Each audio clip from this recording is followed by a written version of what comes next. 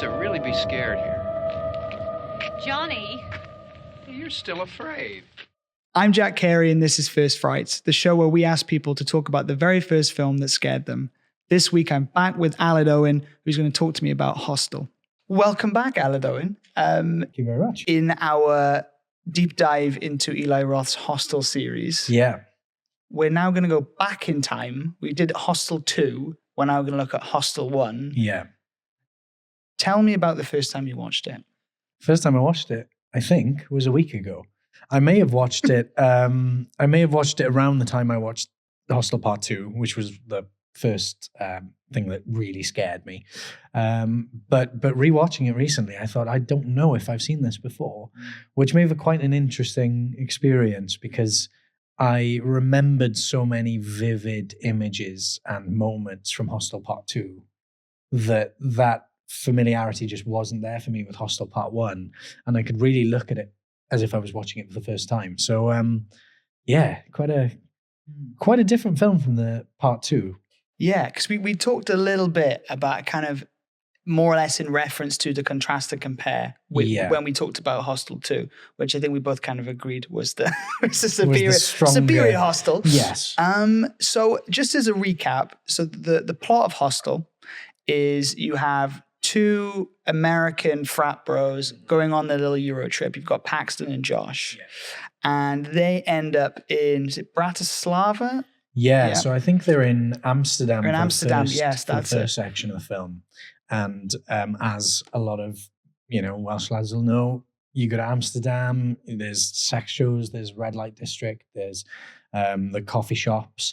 So there's, it's sort of as if a teenage boy has written a city. And great art museums, guys. And great art museums, yeah. The Van Gogh Museum is fantastic. I suggest you go rowing on the river.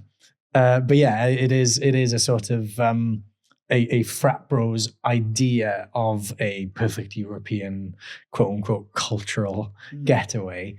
But yeah, they're going around with Oli, who's an Icelandic guy, a little bit older than them, but not that much. They're just very much that stereotype of what Europeans think of American frat bros, aren't they? Yeah. I think that what is perfect about that is one, Roth absolutely nails the way the frat boys talk to each other. Yes. And it's, even in its cringiness and its bombasticness, it is so on it. It is. And for it's interesting to see how far we've come. Because it's not that long ago, or at least as somebody who doesn't want to feel old, I don't think of it as that long ago. But they're throwing out slurs for all types of people. And they're throwing them out in just casual conversation, as well as when they're trying to insult people in a derogatory way, whether or not they do fit into that group they're using the term for. So like even little microaggressions like that really kind of, I don't know if it aged it or if it painted the characters in a different light now than they were meant to be painted back then. But I know the characters are written and directed and performed to be less than likable.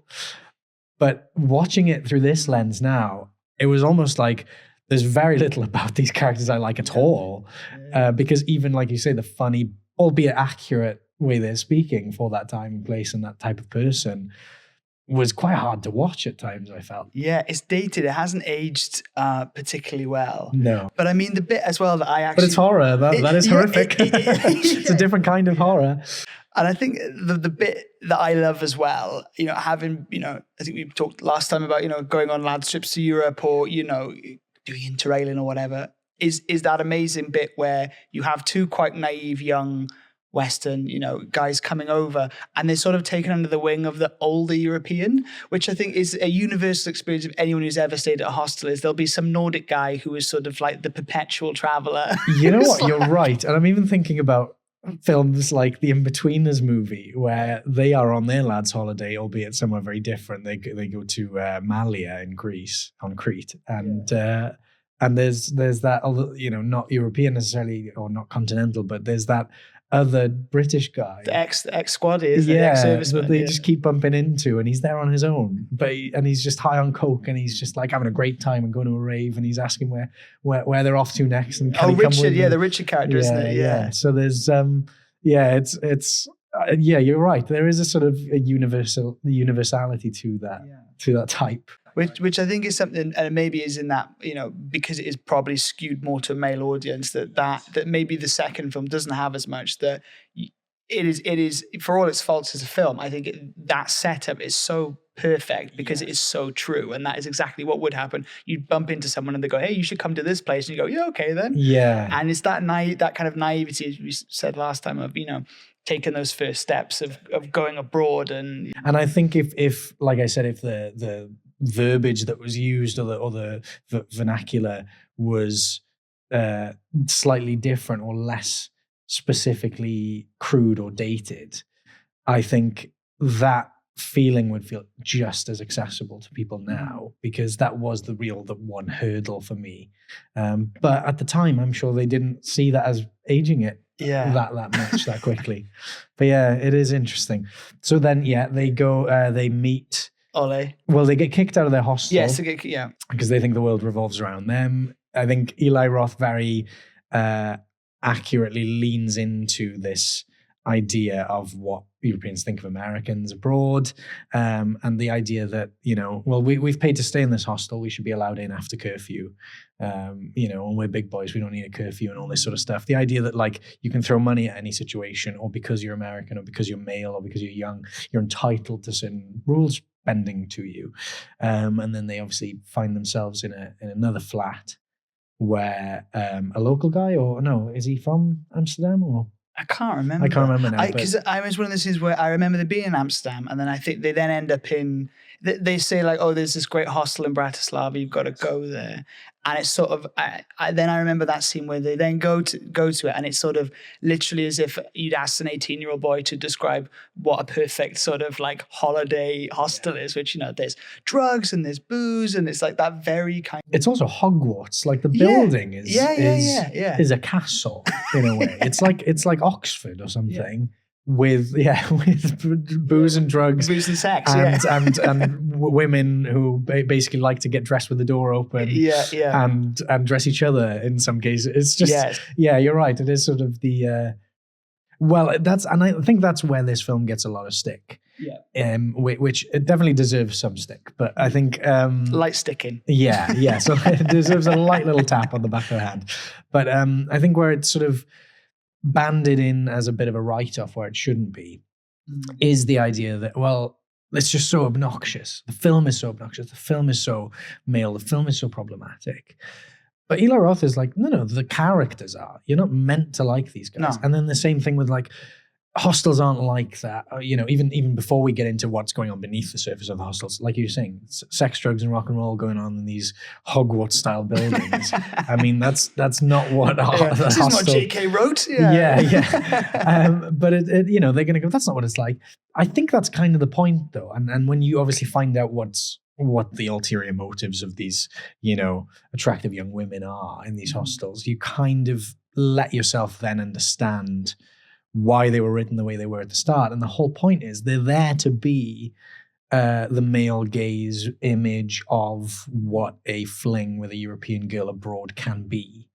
So before you know that, you're getting to those scenes and you're sort of going, ugh, I can't buy into this. I can't believe it. This isn't what it's like. Why would these girls be saying these things and doing these things? A lot of people get to the end of the film having not actually reassessed those earlier scenes and sort of worked out that they were there and they were there intentionally for that purpose, to make you like the boys less, or to make you realize that the girls were playing into these boys' fantasies. But otherwise, if you do just watch that 20 minutes of the film, you're sort of going, this is so bad. Because nobody talks like this. Nobody does these things. Exactly. It's that kind of hyper reality, isn't it? Because that's where they then meet the, again, very stereotypical Svetlana and Natalia. Natalia, the very sort of stereotypical kind of idealized, Do you think there was a draft 2 for those names? Or no, they just... he was like going down the list of Eastern European names, going to go, Svetlana. That's great, yeah. I'm going to name them Prague and Bratislava. But that is... The funny thing is that, they then get kind of honey trapped into this world. But what I love about it, I guess, and maybe I'm over intellectualizing this, is that it is that complete subversion of like the classic horror trope, which is the sort of virgin girls, and the teenagers who do kind of transgress and have sex or enter into this world of sin and then are immediately punished. Yeah. Where this time it is the men who are, they're the ones who get punished for being tempted by the allure of sex or the allure of sin. And also, I mean, you can read into this as, well, the characters that deserved to survive didn't survive, and the characters that didn't deserve to survive survived. Yeah. Or you could look at it as a subversion of expectation and a breaking of those rules intentionally. Because there's a character, Josh, he's never outright, we're never told that he's gay. But there are these little hints that he's at least, bi-curious, or that there's a broader range to his sexuality than maybe the sort of more traditional meathead jocks that he's going around with. But yeah, there's a little something to Josh that we're not quite fully aware of. There's a sensitivity when there's a Dutch businessman comes into their train carriage on the way to Bratislava and puts his hand on Josh's his knee.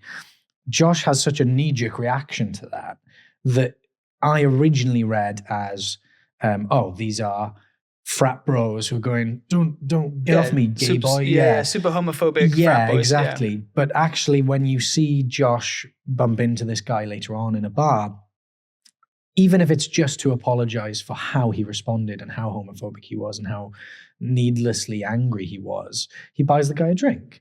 And you could read that, and I think there's a few little things in the performance and in the writing and the direction that sort of imply that Josh is tackling his own sexuality, and he's having a knee-jerk reaction because he doesn't like how he feels about it, rather than because he doesn't feel that way. Yeah. And so there is a sort of grey area there, which I think is quite nice. And also, Ole, the Icelandic guy that's been going around with him, he casually drops on the train that he's got a daughter at home from a previous relationship, and but being a young dad who's not sort of tied down to childcare 24/7, he's having this sort of, I guess, post-quarter life, pre-midlife crisis where he's like, I still want to go traveling, and I still want to go see the world, and I still want to go hang around and sleep around and party. And I think Paxton, as the self-assured, knows 100% who he is and basically get out of my way kind of frat bro.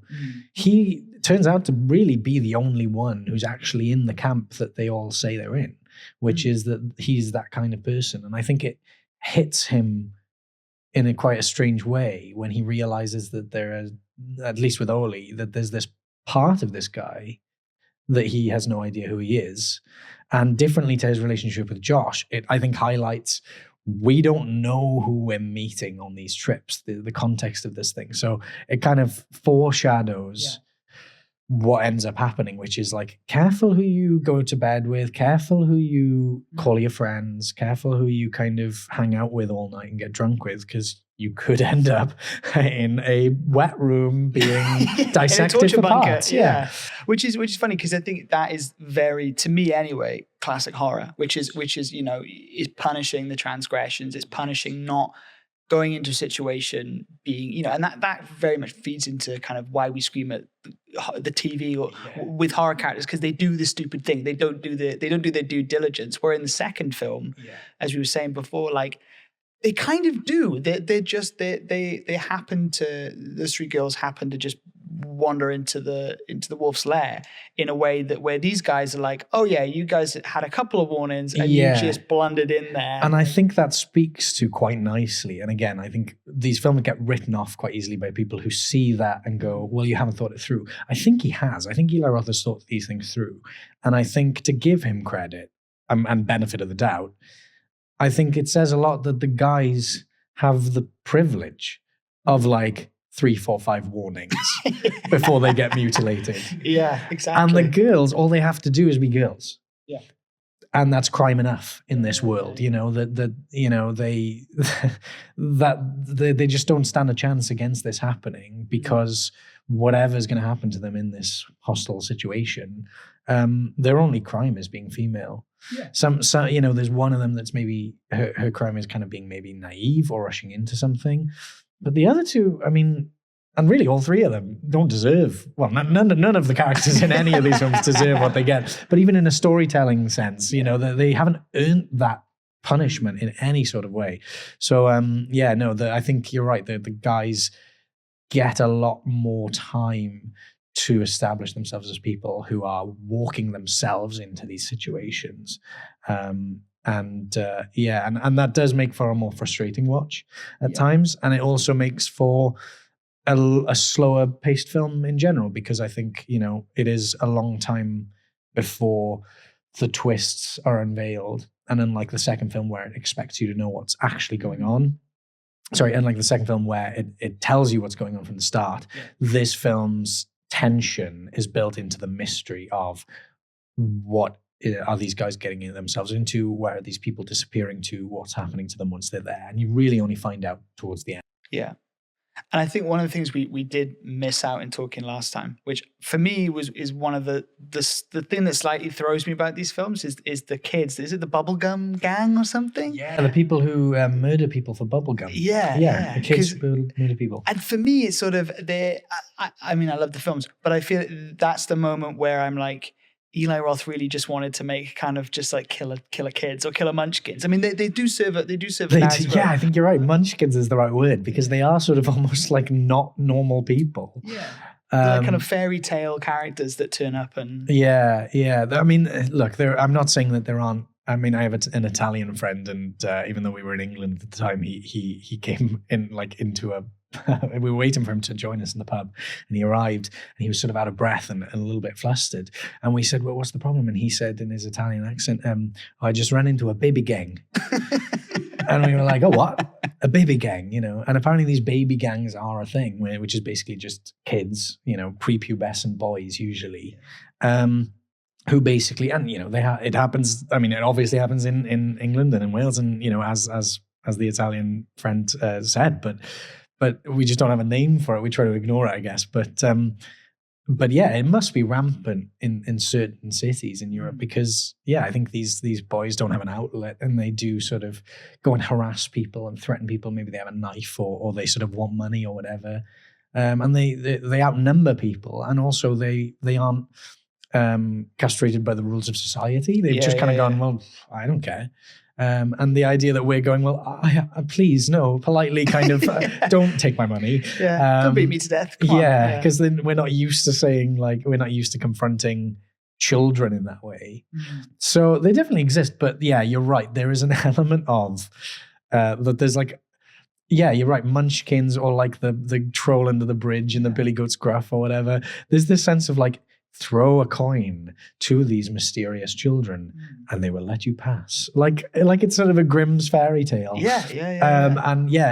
But what's strange, and I don't think kind of hits the mark quite as much as it should, is that in the film's climax, Paxton throws bubblegum to these kids. And not only do these kids let Paxton through, but these kids then decide, okay, we're his friend. We're going to murder the guys that are chasing him in the street in broad daylight. That's where I thought, at least if Paxton had like had a wad of cash and had thrown them the wad of cash, they'd have gone, okay, now I'm really committed to this guy. But they did it for bubblegum. The bubblegum's going to be gone in 2 days. And that murder charge is going to stick. So obviously a massive bubblegum shortage in Slovakia in the sort of late 90s, early noughties. The bubblegum famine of Slovakia. It's like a dark economy that's run entirely on like airwaves and hubba bubba. Getting back to the story quickly. So they get honey trapped by the lovely and not at all stereotypically named Svetlana and Natalia. And they then wake up Do they then wake up? Again, this is one of those things where so much happens that so Oli disappears first. That's it. Ole disappears first, and they get that great thing where he sends them a really pixelated SMS of his face. I'm fine, guys. If this were modern day, wouldn't be an issue because A, we all doubt everything we see now anyway because we're going, that's AI. B, we'd go, right, somebody's doctored this image. Or C, we'd go, well, find my friends, where's my location, tell the police will track the phone, these things aren't, but just, I think it really leans into the limitations of the time that like the fact that the clue is so pixelated, it does make it for a bigger mystery because they are trying to work out like, what is that in the background? But I also think it's great because it again taps into that, I would argue, explicitly male thing of like, if my friend, texts me like, oh, we haven't seen him in 2 days. Oh, he sends us a picture of his face. He's fine. Okay, cool. Anyway, where I think again, and it plays into that kind of like stupid masculinity of just sort of like, yeah, he's all right then. The ability not to communicate as men is just sort of you're totally right there. But what's funny is that it takes the Japanese girl in the foyer of the hostel crying, saying that her friend is missing too, and that her friend is also in the picture with Oli, for them to go, oh, you think there's more to this, do you? And the girl's like, yes, obviously. My friend wouldn't do this. And they're like, well, we don't really know Oli. We've only spent the last 3 months with him. He's off to see his kid or something. Which again is not to keep going back to, is again a fantastically stereotypical experience of meeting like an older European person in a hostel who's you actually find out has like 2 kids or something. And I'm like, what? Did you have a job? Did you want to go home to those kids? Or even just like people you meet in a pub when you're just in a place you usually don't go to, and the friend you make, and they're like chatting with you and they're your mate, and then you realize like, oh, this guy's on his like 3rd family. Like, what's going on? Who are you? Like, I thought you were really sound when we were just having a drink and not actually talking about our lives in any way. But which again is a very male thing, I feel, is that kind of like the surface level conversation, surface level relationship, and then we don't need to know about your kids, man. Who said Hostel wasn't a commentary, a very accurate commentary on social masculinity? If anything, So Ole goes missing. They bump into the young Japanese tourist as well. Her friend's gone missing. And it's at that point they start then to try and put things together. Yes, and they are sort of half slipping into the same trap over and over again because he's probably fine. And half kind of suspecting things are going on, but not quite working out what that may be. And it's only really when Josh goes missing that Paxton starts to feel like, nah, he wouldn't have done this. Because Josh obviously is someone he's got a relationship with and knows well enough to know something's going on.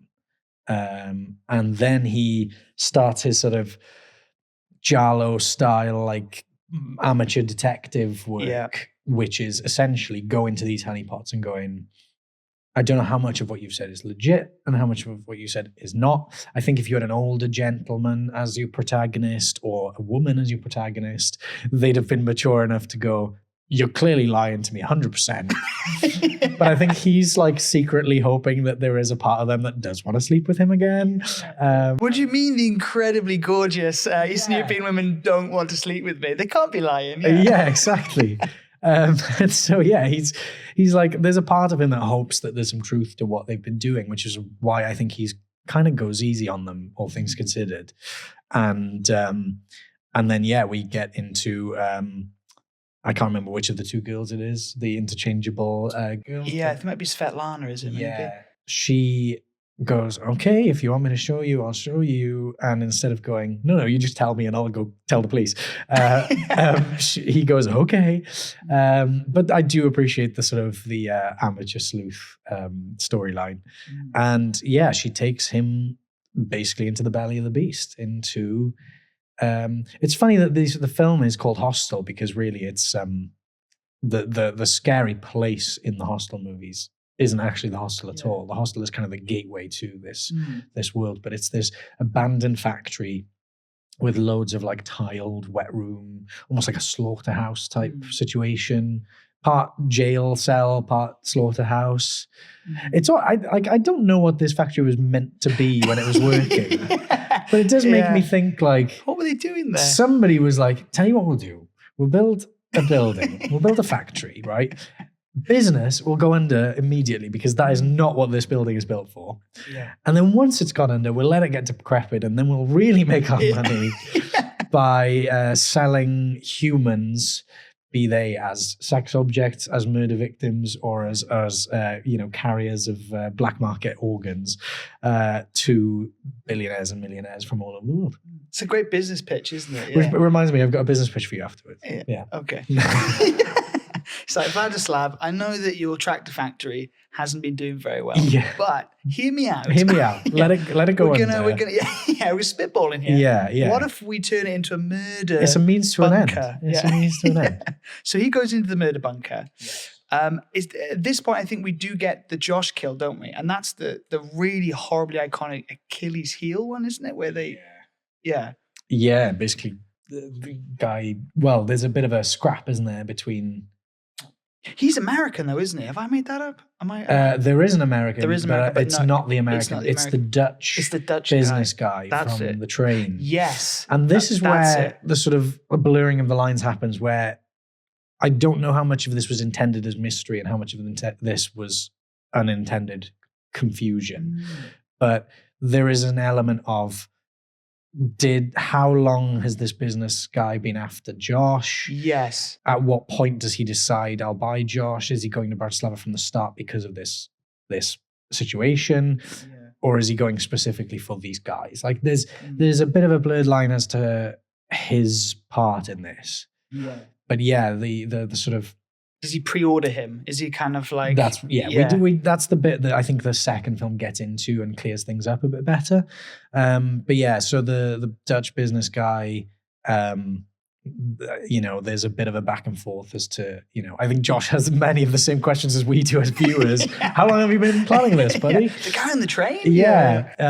But yeah, so the scrap ends with a bit of a scuffle on the floor, and the Dutch businessman, who I think his name in the character's name is Dutch businessman. Dutch businessman. Which is great for a character who's in it throughout.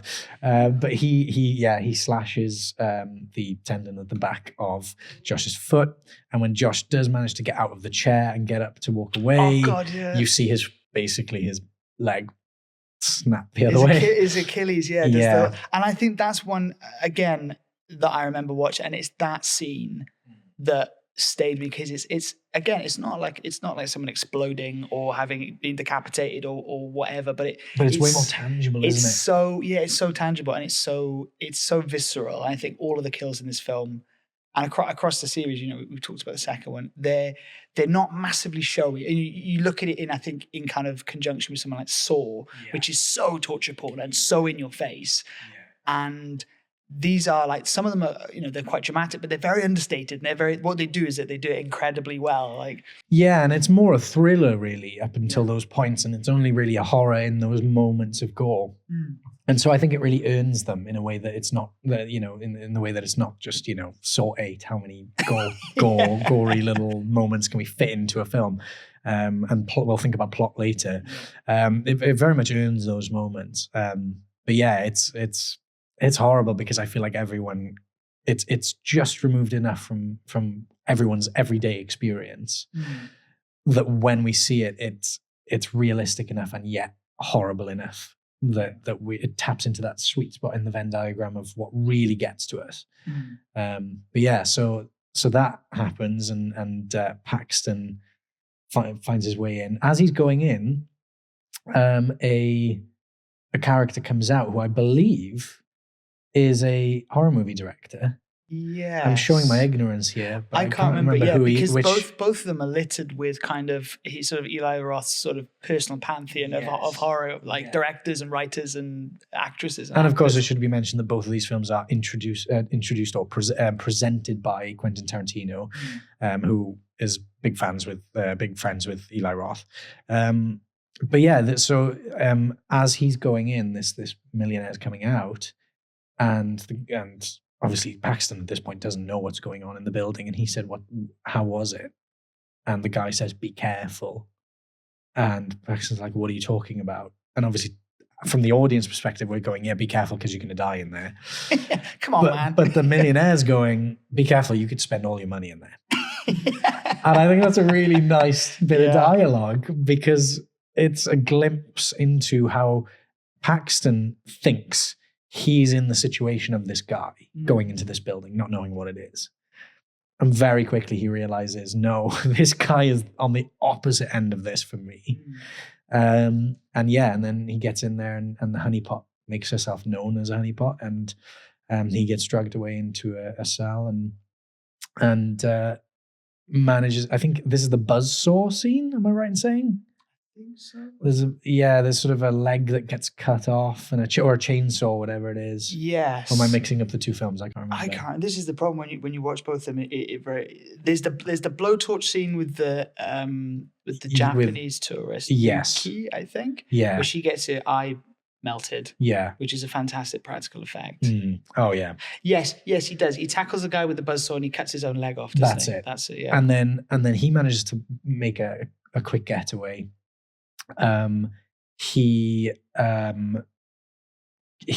almost gets away, and on his way out, he changes his clothes and wears a glove to hide the fact that he's lost his fingers. Yes, that's it. Gets his fingers cut off. And who comes in but Louis Litt from Suits? Yes, yeah. Who we always knew was a freak. Deep down, we knew that his private life must have been a little bit. That's freaky. where he was going on his annual leave. Yeah. Whenever he's not in an episode of Suits, it's in the middle. This is what he was doing, and I refuse to believe it's just the same actor. It's the same character. But yeah, this is interesting because this is where the film finally, I think, starts to clear up what it's actually saying, which isn't, and as we mentioned a lot in the Hostel Part 2 discussion, is that even though it feels like if you go to Eastern Europe, you will die type of movie, I think Eli Roth's intentions were less specific to the region and more specific to just talking about power and what money buys in places like countries where your money goes further or they have less of it. Yeah. And this is where I think it really sort of hones its message, which is having an American as this sort of twisted American psycho type of guy, of businessman, who's just excited to go in and kill someone. And it sort of humanizes the other side, so you at least understand what's going on a bit better than you do with the Dutch businessman. But yeah, and you sort of see that how sickening this is and how normalized it is to these people and how they rationalize it. And that is horror to me. I'd rather hear how people rationalize things like this than watch, people chase people around, because I'm scared of one and I'm not scared of the other. I know that they're either going to make it out of the chase or not, and I have no effect of the thing. But hearing how people rationalize these things, well, who's to say I'm not going to bump into someone in my life at some point who thinks that way? That's horrible. That really stays with you, So yeah, he gets away and he gets outside and could get away. And this is where I think the character sort of redeems himself and stops being a horrible jock. Yeah, frat bro. Not that there's anything wrong with regular frat bros, but your sort of stereotypical frat bro is that he decides to risk his own life, go back in and rescue the surviving Japanese tourist, who I don't remember her name. Is it Yuki? Yuki. Yeah, I think you're right. And it's got her sort of at this point, her eye is sort of like a melted cream egg. Gouged her eye out, yeah. Which I think is probably my least favorite practical effect out of all of the films, or out of both of the films. But still, I think between sound design and direction, I think they've done a really good job of kind of making it still kind of go through you horribly. And yeah, they make an escape. They get to the train station. That's when the bubblegum baby gang comes and sort of slows down the second car that's chasing them. I say slows down, murders them with bricks. Yeah. That's quite, again, what I love about that is it's a weirdly kind of camp arch part of this movie. You've just come out of this, as you said, this terrifying you know, body horror thriller, and then you have a bunch of like 9-year-old kids throwing bricks at people, and it's kind of quite comical, you know. It is interesting because Eli Roth has a very sick sense of humor, but there is a sense of humor in all his films. Yeah. And I think there's a part of him that knows that people like horror because it's campy, and a part of him that people like horror or respect horror because it's not. Yeah. And Cabin Fever, his first sort of big film, is a weird one because it tries to be both, and I feel like it lands both, but those pieces don't fit together that well. And the ending of Cabin Fever, I don't know if you've seen Cabin Fever, but the ending is like a totally different film altogether. And then I think Hostel, he starts to marry those ideas together a bit better. But again, it does feel quite jarring when you do switch over to this thing. They're like, am I allowed to laugh? Because this is quite ridiculous. And then Hostel Part 2, you start to see him really kind of work out what that tightrope is. But yeah, it is a bit nuts, isn't it, that bit? It is. And then, so they escape, they get to the train station, and then Yuki, I think then commits suicide, and she jumps in front of a train. She gets a glimpse so she of sees her herself. face. Yeah. And I don't know whether it's meant to speak to her vanity, or I don't know whether it's a cultural thing. I don't really know what the meaning of that was. Or is it just kind of the shock of the experience? Maybe, I don't know. It's just too much to Yeah, handle. maybe. I think also, like, from a plot perspective, she's sacrificing herself essentially by throwing herself in front of a train so that the people chasing them are drawn to, their attention is drawn to that. Yes, rather so that than Paxton he can get away. Yeah. But I don't know if that's what's going through her head in that moment. I know from a plot perspective that's what needs to happen, but I don't know if that's what's going on through her head. So I didn't really understand that fully. And then obviously Paxton gets away. And as he's getting away, he finally rests. We think that's the end of the film. He's sort of resting up against the window in the train. He hides from the ticket conductor for a little bit. I love that that's in there because that's like bringing it back to the interrailing into the universal experience of I love after all of that he still cares about not having a ticket. He's like, come on, I'm missing like half my hand. I'd be like taking my glove off, going, dude, look. Yeah, here's my rail card. Yeah. Look at my there's my rail card and leave me alone. But yeah, I think. What's interesting then is that he hears the voice of the Dutch businessman pitching, or at least using the same sort of mental script as he had in the opening or the earlier in the film, and basically decides to enact his revenge, not just on the people directly in his way at the time, but going out of his way to avenge Josh.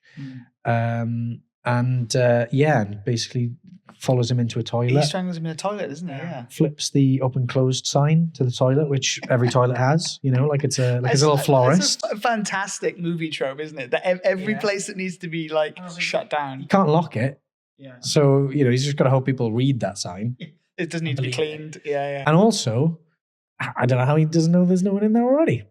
That's true. Yeah, it's a lot of gambles there. A lot of gambles. Revenge plot. But hey, thankfully it works, and he goes in there and he swirlies the guy to death. He does. Yeah. No, he doesn't. He slits his throat. But that's it. Yeah. He roughs him up a bit. He roughs him up a bit in the toilet, which is nice of him. And